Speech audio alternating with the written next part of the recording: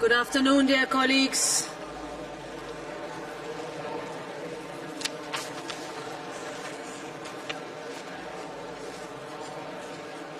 Could I please ask you to take your seats so that we start our plenary session?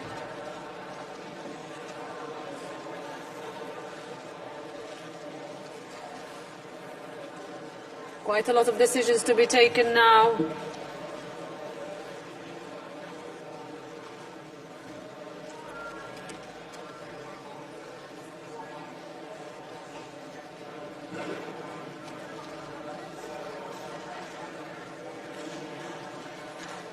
Please take your seats.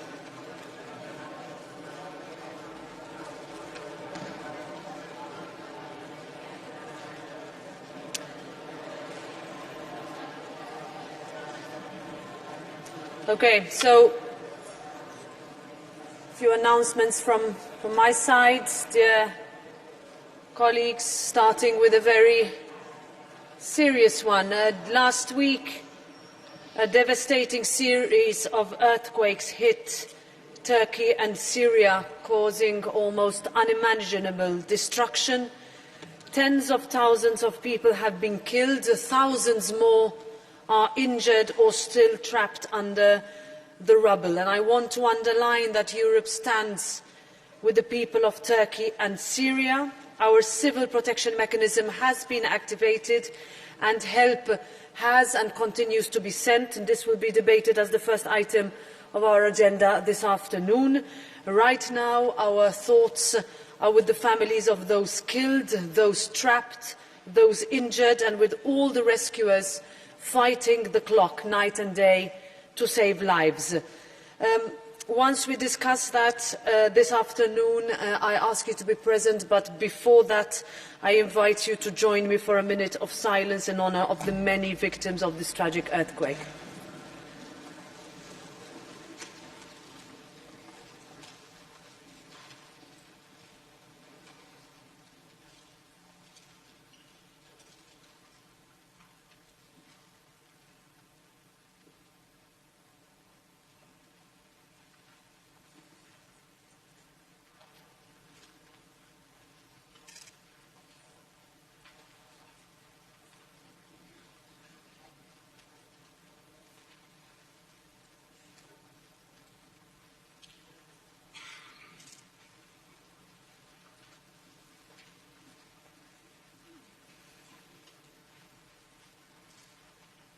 Thank you. Last Thursday, the 9th of February, was an important day for European unity. Dear colleagues, before attending the special European Council meeting, the European Parliament had the honour of hosting President Zelensky, a true example of the bravery, courage and resilience of the Ukrainian people. President Zelensky spoke from our chamber, but his words really reverberated throughout Europe. It was a strong message and a reminder that the battle in Ukraine is not just one for territory, but also one in defence of our shared values. I want to thank you all for attending this extraordinary plenary session ahead of the one-year anniversary of Russia's illegal invasion of Ukraine. We have shown that the European Parliament stands and continues to stand in full solidarity with Ukraine and its people, and we will continue to do just that.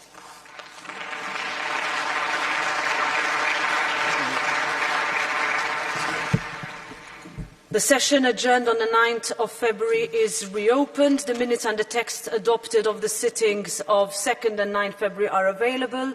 Are there any comments?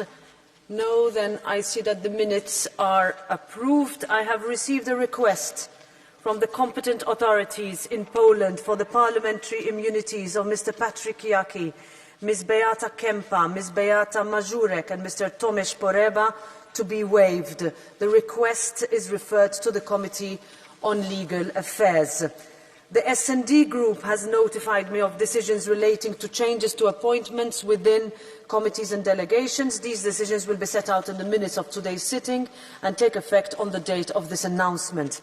In relation to the decision by the LIBE Committee to enter into interinstitutional negotiations pursuant to Rule 71, paragraph 1, announced at the opening of the session on Wednesday, 1st February, I have received no request for a vote in Parliament by members or political groups reaching at least the medium threshold. The committee may therefore start the negotiations. Several committees have decided to enter into interinstitutional negotiations pursuant to Rule 71, paragraph 1 of the Rules of Procedure. The reports which constitute the mandates for the negotiations are available on the plenary webpage, and their titles will be published in the minutes of the sitting. Pursuant to Rule 71, paragraph 2, members or political groups reaching at least the medium threshold may request in writing by tomorrow, Tuesday the 14th of February at midnight, that the decisions be put to the vote. If no request for a vote in Parliament is made within the deadline, the committees may start the negotiations. Pursuant to Rule 241, paragraph 4 of the Rules of Procedure, I would like to inform you that there was no request to put to the vote the corrigendum from the ENVI Committee announced in plenary on Wednesday, the 1st of February. The corrigendum is therefore deemed to have been approved. I understand now that our colleague Markéta Gregorova has a point of order. 556. Thank you, Madam President and colleagues. I want to bring to your attention the situation in Moldova. Moldovan President Maia Sandu just revealed that Ukraine intelligence services intercepted a document clearly showing Russia's plan for a coup d'état in Moldova. Putin has an apparent goal to forcefully change legitimate power from Chisinau to an illegitimate one, while also destroying Moldova's European aspirations. 3 days ago, Moldovan pro-European Prime Minister stepped down, also creating a turmoil which can Russia potentially use to destabilize our partner, to whom we granted a candidate status just a few months ago. Madam President, on behalf of the Greens IFA Group, I would thus urge you to issue a statement of support to Moldova on its European path. Thank you.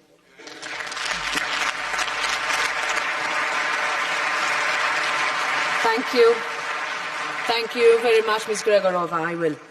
We now come to the order of business. The final draft agenda, as adopted by the Conference of Presidents on the 8th of February, pursuant to Rule 157, has been distributed. I would like to inform you that I have received a request for urgent procedure from the ENVI Committee pursuant to Rule 163 on transitional provisions for certain medical devices and in vitro diagnostic medical devices. The vote on this request will be taken tomorrow, and if adopted, the vote will be held on Thursday. We now move to changes requested by political groups for Monday. The Left Group has requested that a Commission statement on following up on measures requested by Parliament to strengthen the integrity of European institutions be added on Monday as the 5th point in the afternoon. The debate would be wound up with a resolution to be voted on Thursday, and as a consequence the session will be extended until 11 p.m. I'll give the floor to Ms. Aubry to move the request on behalf of the Left Group.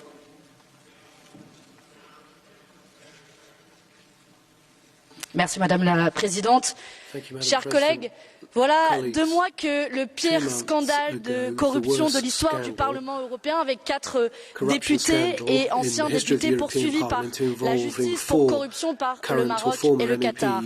Voilà 2 mois que les citoyens européens découvraient la culture de l'opacité et l'impunité qui règne dans nos institutions, les centaines de cadeaux non déclarés, les voyages tout frais payés par les lobbies, les négociations à huis clos. Voilà 2 mois que la quasi-totalité des députés européens ont déclaré ici, dans cette enceinte, la main sur le cœur, de restaurer l'intégrité du Parlement en votant une résolution avec 15 propositions de réforme. Mais 2 mois plus tard, cette feuille de route a été enterrée. Et avec elle 11 de ces propositions, l'obligation de registre de transparence, la déclaration de patrimoine obligatoire ou encore la publication de l'origine des amendements. Voilà pourquoi nous demandons aujourd'hui ce débat et cette résolution pour faire suivi des engagements. Parce que, permettez-moi de vous dire, chers collègues, l'heure est venue de rendre publiquement des comptes, pas au Maroc, pas au Qatar, mais aux citoyens européens à qui vous avez tant promis des réformes. Je vous remercie. Thank you, Ms. Aubry. I give the floor to any colleague who would speak against this proposal. I don't see that to be the case, and therefore I put the request to the vote by roll call. The vote is open.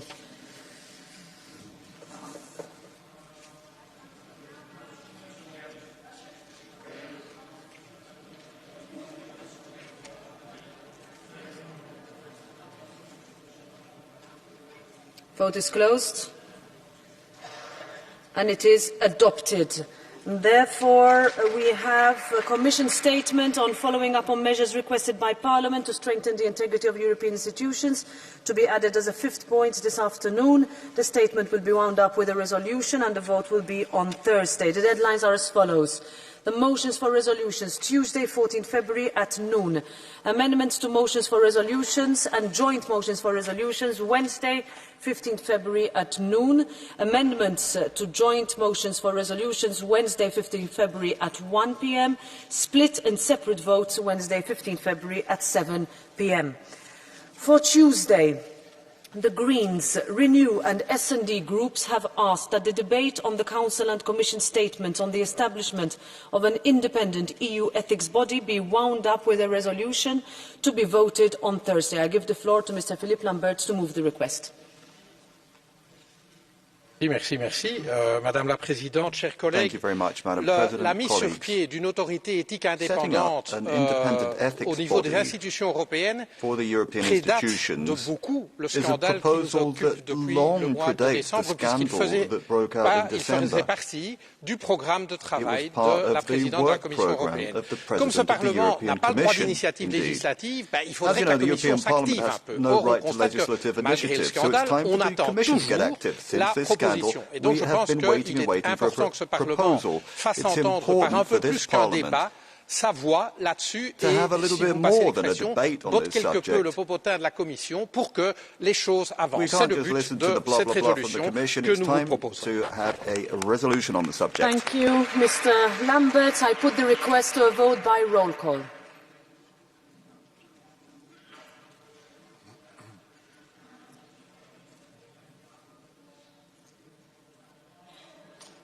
Vote is closed, and it is adopted. And therefore, the debate on the Council and Commission statements on establishment of an independent EU ethics body is wound up with a resolution. The vote will be held on Thursday. Deadlines are as follows. The motions for resolutions, Tuesday at noon. Amendments to the motions for resolutions and joint motions, Wednesday at noon. Amendments to joint motions, Wednesday at 1. Split and separate votes, Wednesday at 7 p.m. For Wednesday, the S&D Group has requested that Council and Commission statements on no EU funding for walls in Europe be added as the second point in the afternoon after the topical debate. I give the floor first to Ms. Gabi Bischoff to move the request on behalf of her group. Dear colleagues, who would have thought that 5 years after we criticized President Trump to building walls to Mexico, that the European Council would propose to build walls in Europe? And who would have thought that after 2 decades and more, after the fall of the Iron Curtain, that we would have or even consider proposals to building walls around Europe? And okay, they call it still very technocratic, border protection. They call it Orwell-like technocratic border protection capability and infrastructure. But we are not fooled, we know what it is. And let's see it straight, therefore. Every euro that will be put into fences and borders is a euro that cannot be used to help someone else and protect the vulnerable. And therefore, we want to hear from the Commission and the Council their points of view about this turn and the use of EU funds to build a fortress Europe. And this is why we urge you as S&D to support this, especially at a time also where we look, and the President said it with horror, to the situation in Turkey and Syria. So please, I ask you to support this. Thank you. I have received many other proposals. I have, first of all, an alternative proposal from the ID Group. I give the floor to Mr. Jean-Paul Garot to present the alternative proposal.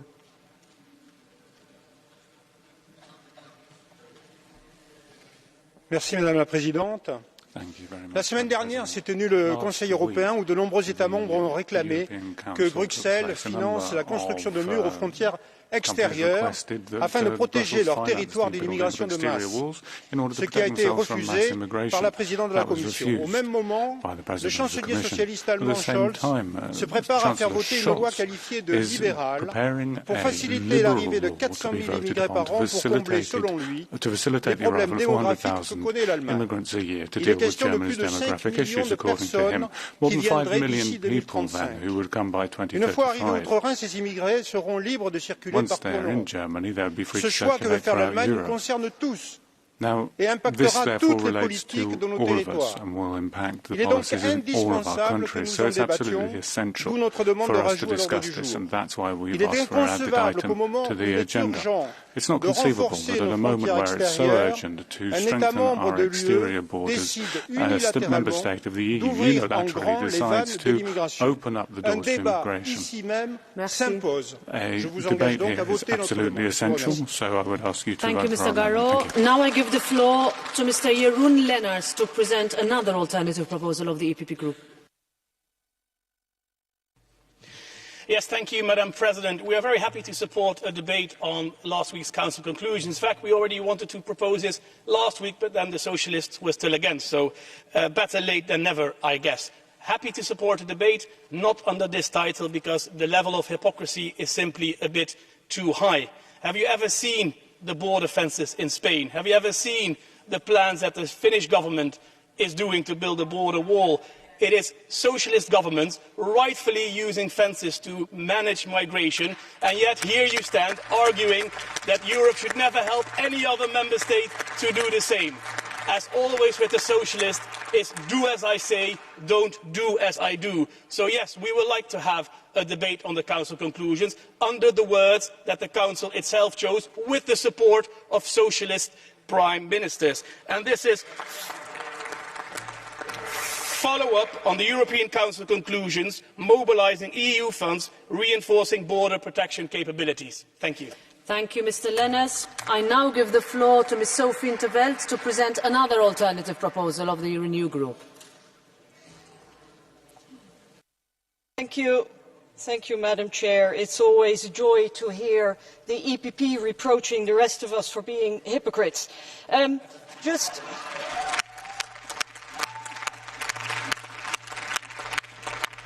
to frame the issue a little bit, I think we should have a debate and remind the European Council of the fact that their conclusions are actually a political statement. The European Council is neither a legislator nor the budget authority, contrary to the European Parliament. Now, the migration issue requires not grand statements and posturing and fake solutions. It requires real solutions. That is what we as a legislator and a budget authority are working on very diligently, and that is why my group would like to propose a debate with the title referring to the UCO conclusions and the need for a speedy finalisation of the roadmap. Because we do serious work here, we work on real solutions, and I think that is what we want to debate with the European Council. Thank you, Ms. in 't Veld. So now we'll take them, we go back to the top. So Ms. Bischoff, I ask you, would you agree with either the proposal from the ID group or the proposal from the EPP group or the proposal from the Renew group? So if your answer is no, then we will vote on the proposal of the S&D group. The vote is open by roll call. Yeah.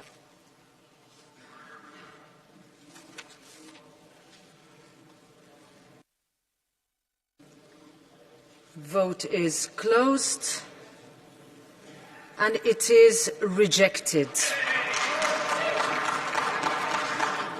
So now I ask, Mr. Garot, do you maintain your initial proposal? So we vote on the request of the ID group by roll call. The vote is open.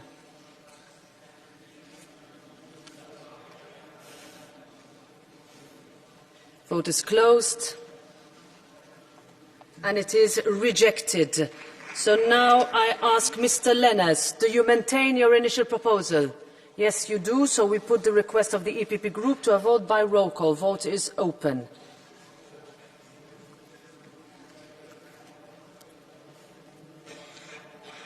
Vote is closed. And it is rejected. So I ask you, Ms. Interveld, do you maintain your initial proposal? Yes, you do. So we put the request to a vote by roll call.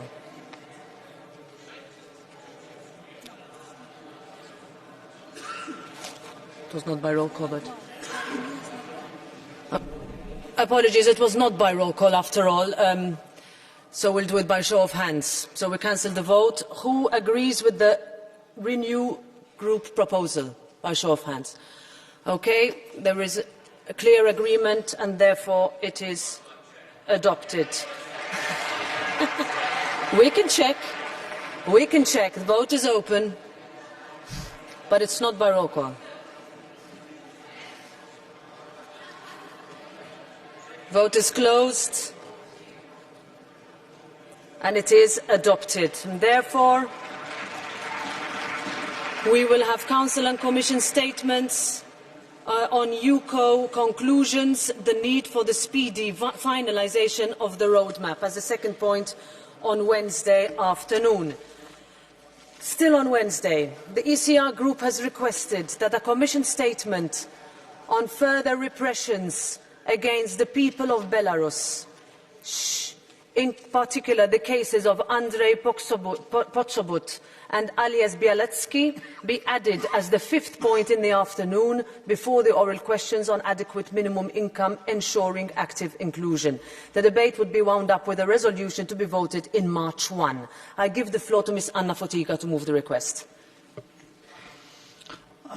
President, colleagues, in the course of a criminal war of aggression against Ukraine waged by Russian Federation, Alexander Lukashenko, the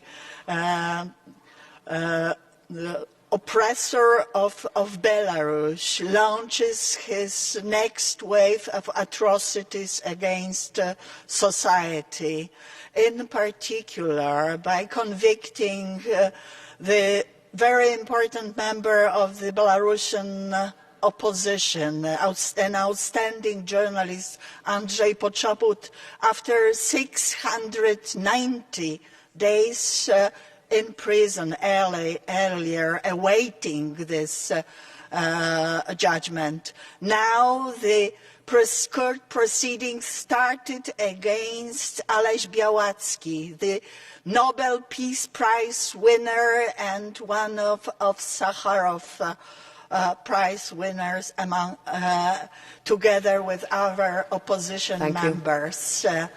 It is he asked to the court proceedings to be conducted in Belarusian. It was rejected. Thank you, Ms. Fotyga. And that's showing the Russification of Belarus. I kindly ask you to support Thank you, Ms. Fotyga. I give the floor to any colleague who would like to speak against. I see that not to be the case, so I put the request to the vote by roll call. Vote is open.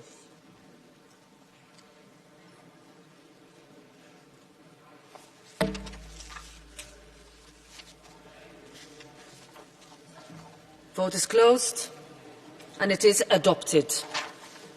So therefore, we will have a Commission statement on further repressions against the people of Belarus, in particular the cases of Andrei Poczobut and Ales Bialetsky, to be added as the fifth point on Wednesday afternoon before the oral questions. The statement would be wound up with a resolution which will be voted on in March 1. Last request for Wednesday, yes. The Greens Group has requested that the resolution on the oral questions on adequate minimum income ensuring active inclusion be postponed to the March 1 part session. I give the floor to Ms. Sarah Mathieu to move the request on behalf of the Green Group. Ms. Mathieu, go ahead. Yep. Okay. Thank you, President. As you are all aware, I'm sure there will be a strike on Thursday, and that means that some members will not be able to vote because they want to join the strike or perhaps they have other travel arrangements. And so, as the rapporteur on minimum income, I would urge you to postpone this vote to March. It's a very important decision when it comes to getting some action done on the eradication of poverty in Europe, and I think it's important that all members that want to vote can be present. Thank you. Thank you very much, Ms. Mathieu. Does anybody want to speak against? I see that not to be the case, so I put the request to a vote by show of hands. Who's in favour? Who's against? Who abstains? It's rejected. The agenda remains unchanged. We can check. Vote is open.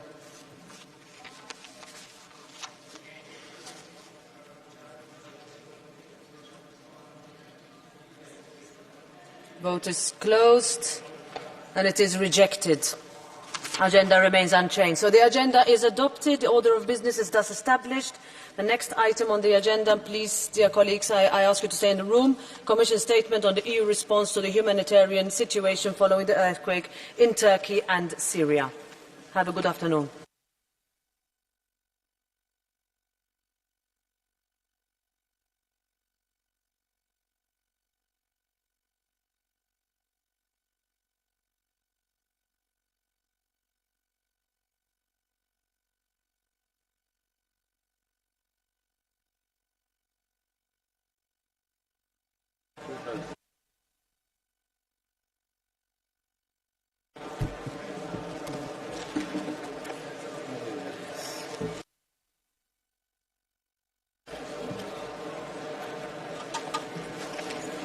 So please, everyone, you can have your private discussions outside the plenary hall, because now we are going to have a very important debate on the tragedy that happened in Syria and Turkey a week ago.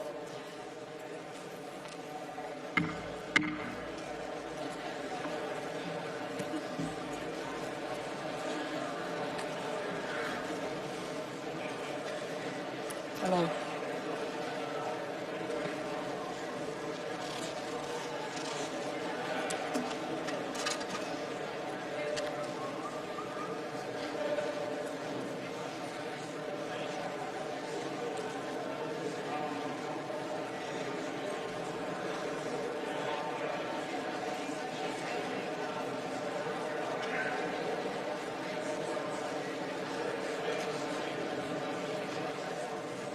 Arvoisat kollegat, nyt meillä on aiheena komission julkilausuma EU:n toimista Turkin ja Syyrian maanjäristyksen jälkeisen humanitaarisen tilanteen johdosta. Ja tästä suuresta tragediasta käymme nyt keskustelun. Haluan aivan ensimmäiseksi antaa puheenvuoron komissiolle. Komission jäsen Janez Lenarčič, olkaa hyvä, teillä puheenvuoro.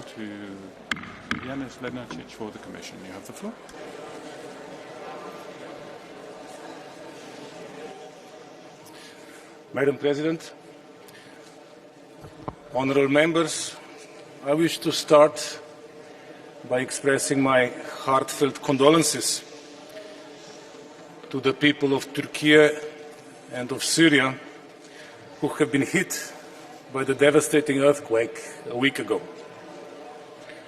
Our thoughts are with all those who have lost loved ones, the injured, those who lost their homes, and with the first responders working tirelessly to save lives. Just hours after the earthquake, the European Union mobilized search and rescue teams for Turkey. The European Union Civil Protection Mechanism has offered 32 search and rescue teams and 6 medical teams from 21 EU member states and 3 other European participating states. Our teams arrived quickly and have participated in the rescue effort alongside the Turkish first responders since. Last Thursday, I visited Gaziantep. The scale of destruction is without precedent in recent times. In Turkey alone, more than 13 million people have been affected. Many of them are left homeless in very harsh winter conditions. There is a desperate need for relief materials, including tents and other items, to ensure that people have shelter and are protected from the cold. That is why I have decided to mobilize RescEU, the EU's own emergency stockpiles. We have sent 500 temporary accommodation units, 2,000 tents, and 8,000 beds to Turkey from these European strategic reserves. In addition, 16 member states have already offered various shelter items to help people in Turkey. We have also allocated an additional 3 million euros to humanitarian partners to meet the most urgent needs across the affected locations in Turkey. It is crucial that we also help the people of Syria, who have been greatly impacted. And millions of Syrians were already dependent on humanitarian aid before the earthquake, with almost 3 million displaced in northwest Syria alone. Following a request for assistance from the government of Syria, as well as an activation of the Union Civil Protection Mechanism by the World Food Programme, 9 member states so far, as well as 1 participating state, have already offered in-kind assistance. Family tents, sleeping bags, mattresses, beds, food items, winter clothing, and more. We are working to ensure that this assistance can be delivered rapidly and equitably to all people who need assistance. The Commission also allocated an additional 3.5 million euros in emergency humanitarian funding to help our partners address urgent needs in Syria. They are already providing water and sanitation support, distributing blankets, hot meals, tents, and hygiene items. Emergency assistance is also being mobilized through a deployment of the European humanitarian response capacity. These are strategic stocks of emergency items, among others in Dubai and Brindisi, and they will be delivered to Syrians affected by the earthquake, including winterized tents, heaters, blankets, water, sanitation, hygiene kits, and kitchen sets. We will also offer logistical support to deliver assistance. Honourable members, the European Union is determined to further scale up support in view of this unprecedented catastrophe. Considering the enormous needs, the European Commission and the Swedish Presidency of the Council will host next month a donors' conference in support for the people of Turkey and Syria. This is organised in coordination with the Turkish authorities to mobilise international funds, notably for reconstruction and rehabilitation. I look forward to hearing your views in today's debate. Thank you.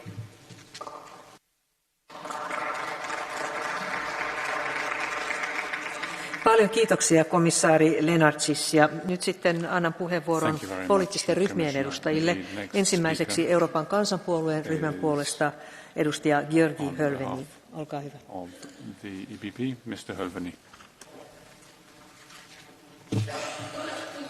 Tisztelt biztos úr, tisztelt képviselőtársaim!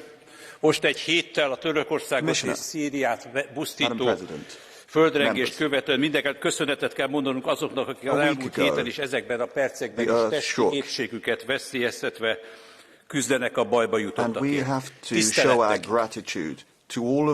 A mi feladatunk, hogy mindenben támogassuk az ő munkájukat. Ez történik a bizottság részéről, ez a mi kötelességünk is.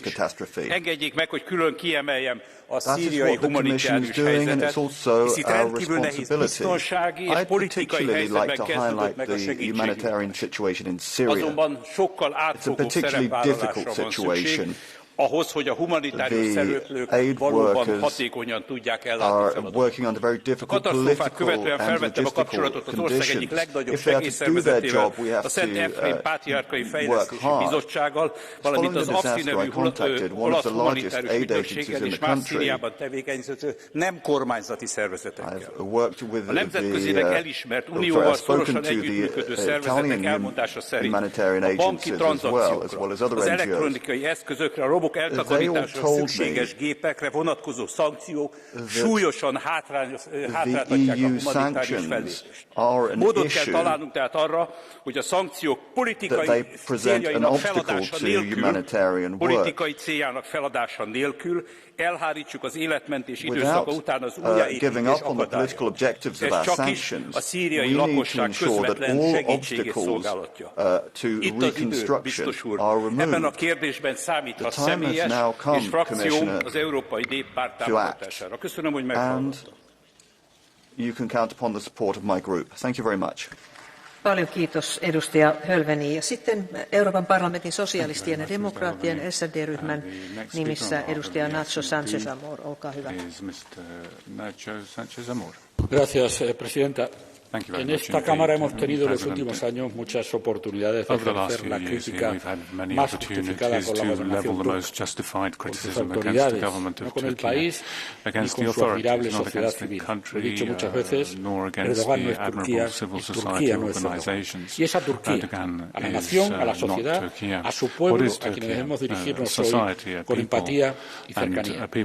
La escala de la devastación es histórica, seguramente solo comparable con lo que sucedió en Haití en el año 2010. Y del mismo tamaño debe ser la respuesta, las dos respuestas, la respuesta doméstica y la respuesta europea. Nuestra reacción, la de la Unión Europea y la de los países miembros, ha estado a la altura. En pocas horas, los mecanismos europeos de protección civil se pusieron en marcha, algunos muy simbólicos que quiero destacar aquí, como el esfuerzo de Grecia como vecino inmediato de Turquía. Ahora toca mantener ese esfuerzo inicial, creando los medios para acompañar la reconstrucción en condiciones seguras para el futuro. Turquía no es Haití. Turquía es un país que exhibe su carácter de actor regional y sus enormes capacidades estatales. Es el momento de probarlo, protegiendo a su población y contando para ello con la ayuda europea. Ayuda humanitaria y, por tanto, ajena a consideraciones políticas. Ya habrá tiempo para la política.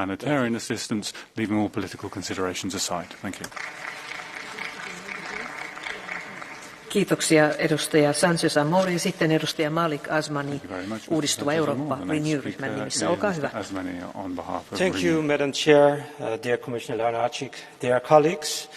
Last week, southern Turkey and northern Syria were rocked several times by very strong earthquakes, causing massive devastation of unprecedented magnitude.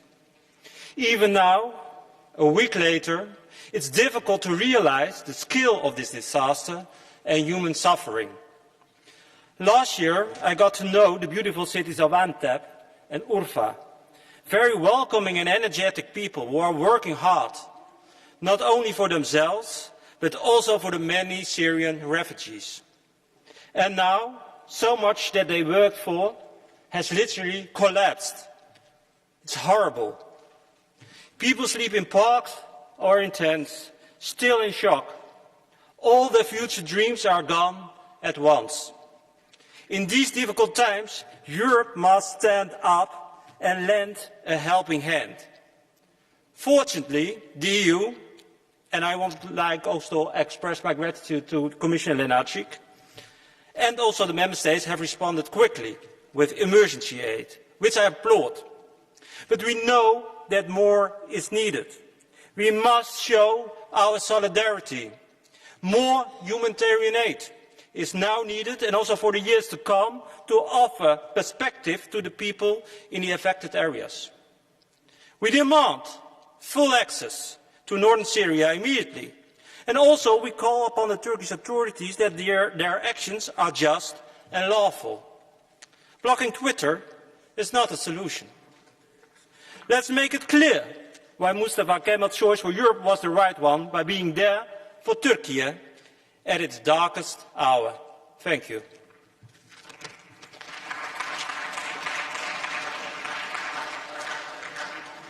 Kiitos kollega Asmani. Ja sitten Vihreiden ja Euroopan vapaan allianssin nimissä edustaja Sergei Lagodinsky. Olkaa hyvä. Liebe Freundinnen, liebe Freunde, liebe politischen Partnerinnen und Partner, Bürgerinnen und Bürger in der Türkei und in Nordsyrien. Liebe Parteifreundin aus Europa, die mir gestern offenbarte, dass sie 4 Angehörige in Türkei verloren hat. Liebe beste Freundin in Berlin, die mir gestern anvertraute, wie sehr sie ihre 2 Cousins vermisst, die nur deswegen überlebt haben, weil sie eine Raucherpause gemacht haben. Und sie wird auch immer die anderen 14 Familienmitglieder vermissen, die keine Raucher waren und deswegen nicht überlebt haben. Liebe Brüder und Schwestern in Idlib, Hatay, Afrin, Diyarbakir, Adiyaman, Golbassi, liebe Brüder und Schwestern in Kassel und in Köln, in Barcelona und in Stockholm, die ihre Brüder und Schwestern beweinen. Wir stehen mit euch, wir weinen mit euch, aber wir müssen auch handeln. Gut, dass die Kommission Mitgliedstaaten Geld und Ausrüstung in die Türkei und nach Syrien schicken. Aber ich habe mich soeben mit einigen Menschen aus Türkei und aus Syrien gesprochen. Sie alle fordern eins. Stellt sicher, dass diese Hilfe bei den Bedürftigen wirklich ankommt. Stellt sicher, dass die Bedürftigen für Behandlungen auch in die EU einreisen können. Nicht irgendwann, sofort, so schnell wie möglich, ohne bürokratische Hürden. Und verteilt endlich europäisches Geld auch unter Organisationen, die nicht von Assad-Regime anerkannt sind. Insbesondere rede ich von weißen Helmen. Lasst uns gerade jetzt nicht Assad auswählen lassen, wer überlebt und wer nicht. Lasst uns in dieser Stunde der Menschlichkeit geradlinig bleiben. What we need to do, we need to ensure that humanity kollega Lagodinsky. Ja sitten identiteetti- ja demokratia eli ID-ryhmän nimissä edustaja Thierry Mariani. Olkaa hyvä, teillä puheenvuoro. Depuis la tragique nuit du 6 février, tous les Européens expriment leur solidarité avec les peuples turcs et syriens qui traversent tous deux une terrible épreuve. Immédiatement, les chancelleries européennes et l'Union européenne ont annoncé leur soutien à la Turquie à travers divers mécanismes. C'est tout à notre honneur. En revanche, nos atermoiements devant le sort des habitants du nord de la Syrie sont abjects. Oui, nous devons lever les sanctions qui frappent le peuple syrien. Oui, au nom de l'humanisme européen, nous ne devons reculer devant aucun partenariat pour sauver des vies humaines. 90% des Syriens vivaient sous le seuil de pauvreté avant le séisme. Les sanctions européennes et américaines les maintiennent dans une crise économique perpétuelle qui accroît leur migration et coûte des vies humaines. Ces conditions étaient déjà donc révoltantes. Elles sont aujourd'hui politiquement désastreuses et moralement insupportables. Même les États-Unis annoncent désormais l'assouplissement de leurs mesures coercitives. Qu'attend donc l'Europe? L'Union européenne ne peut pas continuer à faire payer au peuple syrien la victoire de Bachar el-Assad face à la rébellion islamiste et ainsi continuer à maintenir le peuple syrien dans la misère. Même après cette catastrophe. Aujourd'hui, les habitants d'Alep sont encore dans les rues, par crainte que leur immeuble s'effondre. Les organisations humanitaires prennent des risques légaux immenses pour faire parvenir l'aide que les peuples européens veulent généreusement donner aux victimes. Et nous fermons les yeux en prétendant que les sanctions ne toucheraient pas les aides humanitaires. Mais vous savez que c'est faux, parce que toutes les banques refusent de faire le moindre virement. Alors, tous les acteurs de l'aide d'urgence nous disent le contraire et demandent justement ce changement de politique. Les victimes du tremblement de terre nous le demandent. Levons les sanctions pour la Syrie.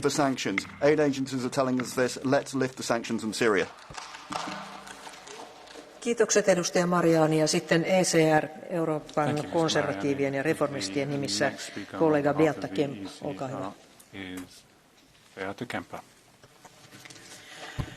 Pani przewodnicząca, panie komisarzu, ponad 35 tysięcy ofiar śmiertelnych, 2,5 miliona osób dotkniętych skutkami ostatniego trzęsienia ziemi, przebywających aktualnie w bardzo trudnych zimowych warunkach, to obraz pogranicza Turcji i Syrii.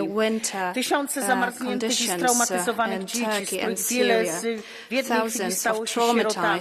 Wszyscy czekają na naszą pomoc. Cieszę się i dziękuję za uruchomienie pierwszych mechanizmów pomocy w Unii europejskiej. Musimy znieść się ponad granice, ponad trudne podziały polityczne i maksymalnie zintensyfikować naszą pomoc humanitarną.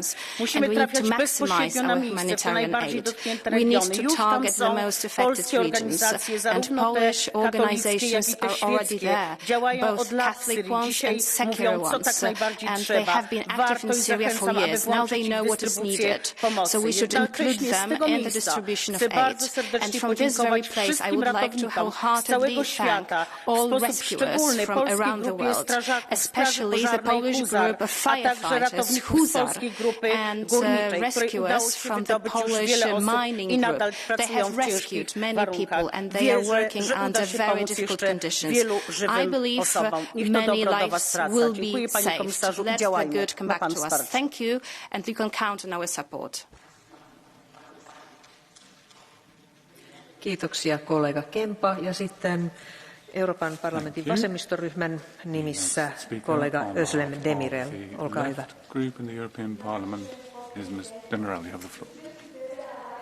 Aus der Türkei und aus Syrien. Meine Gedanken sind bei den Menschen in der Türkei, bei meinen Freundinnen und Freunden. Städte sind zerstört, auch die Stadt, in der ich geboren bin. Mein Telefon brummt die ganze Zeit. Nachrichten von Menschen in der Türkei, die verzweifelt sind und nicht wissen, wohin sie wollen. Das Dorf, in dem ich noch im Oktober letzten Jahres war, ist zu 80% zerstört. Und gleichzeitig habe ich gestern ein Video gesehen auf Instagram, wie die AFAD, die staatliche Rettungsbehörde, Banktresore aus den Trümmern rettet, nicht Menschen. Daneben sah ich entrüstete Menschen, die schrien, überall liegen unsere Familien, unsere Liebsten. Und ihr sorgt euch um Banktresore. Und ja, in der Tat, es ist eine toxische Mischung aus grenzenloser Profitgier und einer korrupten Ein-Mann-Herrschaft, die aus dieser Naturkatastrophe, die nicht verhinderbar war, aber diese menschliche Tragödie hervorgerufen hat. Die Menschen sind zu Recht empört. Ich bin auch empört. Hilfen in den wichtigsten Stunden und auch jetzt noch kommen nicht an. Der Erdogan-Administration scheint im Moment ihre Macht wichtiger zu sein, als Menschenleben zu retten. Und es bleibt zu befürchten, dass das Regime auf die berechtigte Empörung des Volkes mit Repression reagiert. Bereits jetzt wird der Druck auf kritische Stimmen erhöht. Deshalb, Kolleginnen, braucht es zwei Dinge. Wir brauchen humanitäre und akute Hilfe sofort. Die Hilfen müssen ankommen, aber wir müssen auch weiterhin auf die Türkei schauen, was in den nächsten Monaten passiert.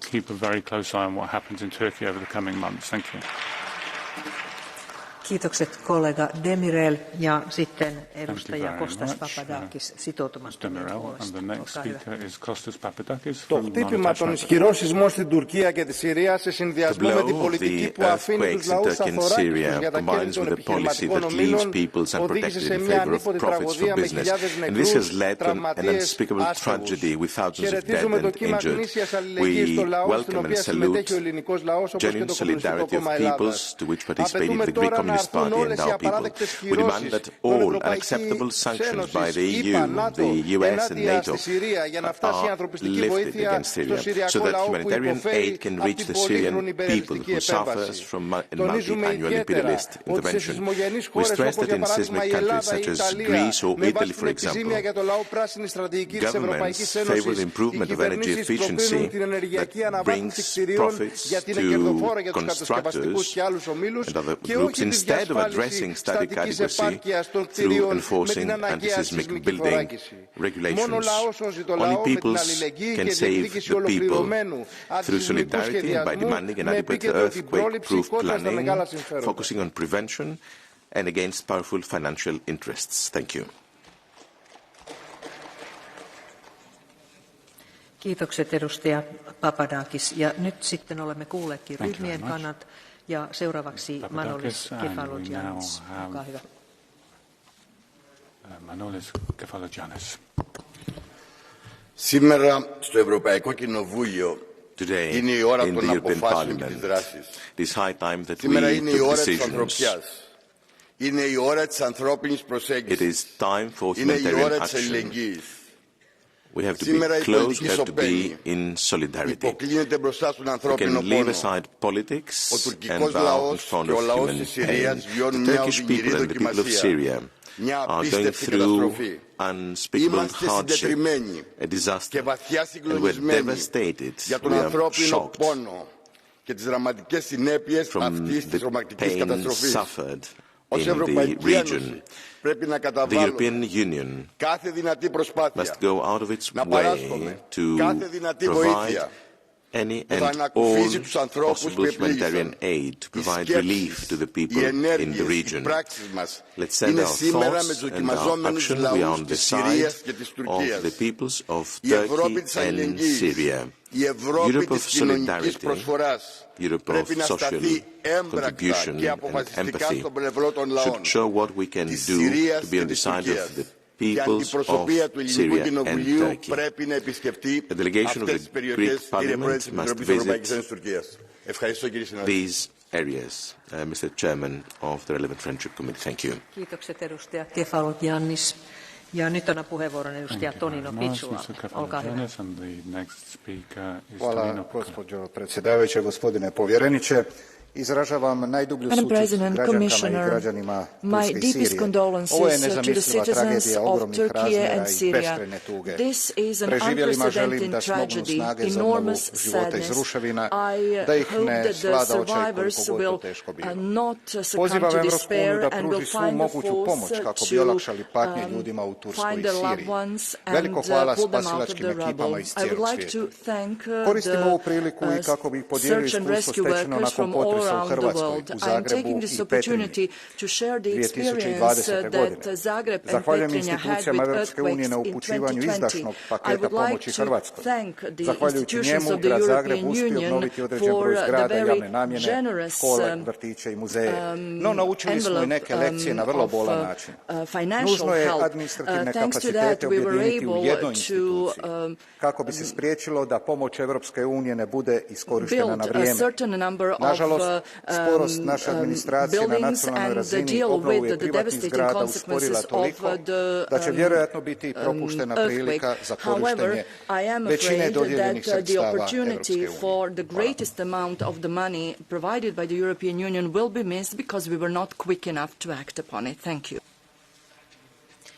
Kiitos edustaja Pitsula. Ja sitten edustaja Dacian Ciolos. Olkaa hyvä.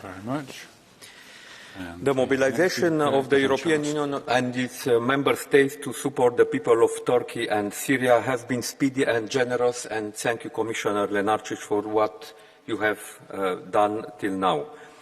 But we need all actors, international and on the ground, to put aside their differences and work together to ensure continuous and speed access so that humanitarian aid reach all those in need in all affected areas. And this is especially pressing and necessary in northwest Syria, where the humanitarian crisis was already worsening before earthquake.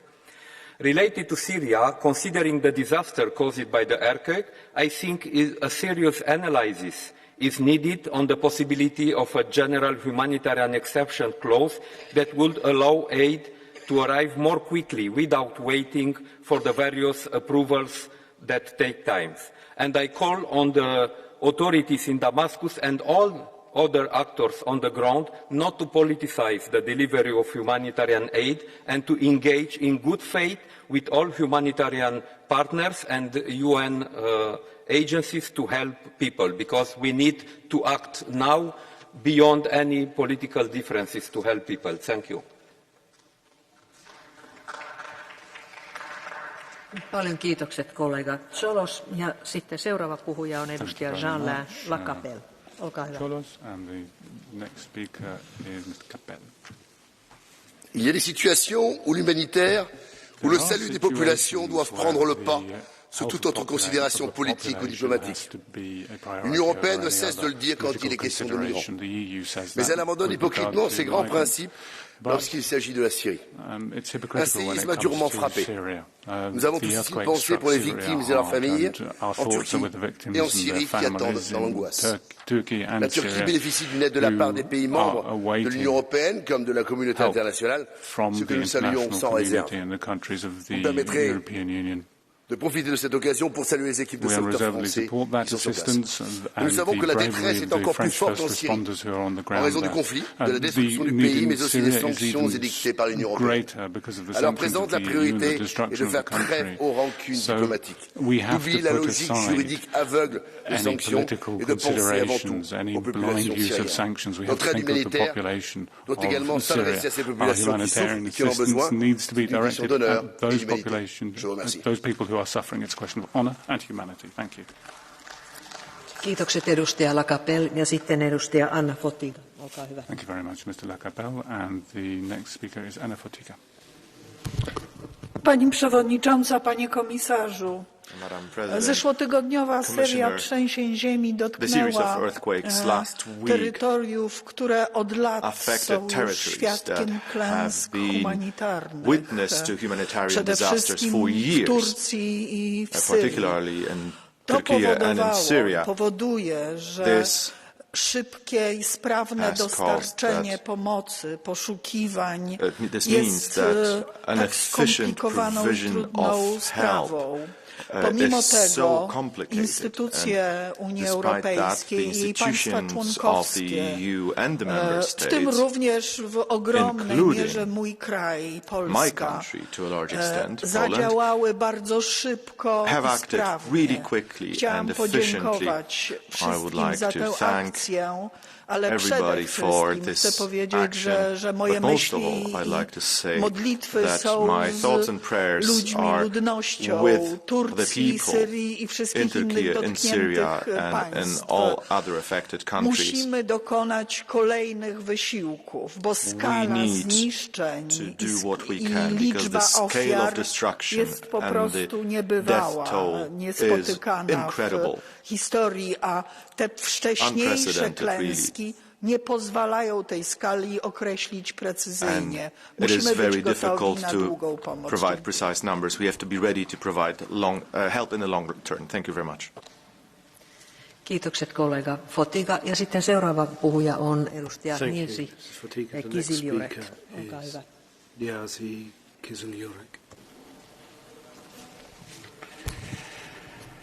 Madam President, I am speechless. I will rather call Voltaire to talk on my part. I quote, "And tombe beneath roofs, and they die without relief from